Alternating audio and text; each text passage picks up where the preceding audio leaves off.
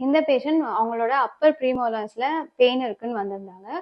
இவங்க பல்ல பார்க்கும்போது நார்மலா இருந்தது. டிகே இல்ல, கம் ப்ராப்ளம் இல்ல, கிராக்ஸும் இல்ல அப்படின்னு செக் பண்ணிட்டு இருக்கும்போது பேஷண்ட் இல்ல எனக்கு இந்த பல்லுல தான் வலி இருக்கு, கண்டிப்பா இந்த பல்ல எடுத்துருங்க அப்படின்னு சொன்னாங்க. அந்த டூத்க்கான பெயினோட ரீசனை கண்டுபிடிக்காம பல்ல எடுக்கிறதுனால உங்களுக்கு ஏதாவது சொல்யூஷன் இருக்குமா அப்படின்னு கேட்டுட்டு நான் ஒரு மேஜிக் கொஸ்டின் கேட்டேன். அதான் உங்களுக்கு இந்த பெயின் இதுக்கு முன்னாடி உங்களுக்கு இருந்திருக்கா, எப்ப இருந்திருக்குன்னு அப்படின்னு கேட்கும் போது இவங்க இந்த பெயின் போன மாசம் வந்தது அப்படின்னு சொன்னாங்க. எவ்ரி மந்த் இந்த பெயின் வருதுன்னு அவங்க ரிவீல் பண்ணாங்க.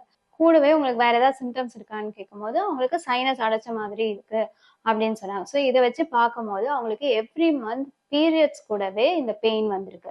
மிட் ஃபேஸ் மைக்ரேன் சொல்லுவாங்க. அதாவது மிட் ஃபேஸ் மைக்ரேன்ல தலைவலி கூட சைனஸ் அடைச்ச மாதிரியும் பல்வலி மாதிரியும் சிம்டம்ஸ் தெரியும். இந்த மிட் ஃபேஸ் மைக்ரேனுக்கு ட்ரீட்மெண்ட் பண்ணும்போது பல்வலி சரியாயிடுச்சு. இப்போ பேஷண்ட் வந்து ரொம்ப ஹாப்பியாவும் கிரேட்ஃபுல்லாவும் ஃபீல் பண்றாங்க. ஏன்னா பல்ல எடுக்காம ரூட் கெனால் பண்ணாம பல்லையும் காப்பாத்தியாச்சு, அவங்க பெயினும் கம்ப்ளீட்டா ரிலீவ் ஆயிடுச்சு.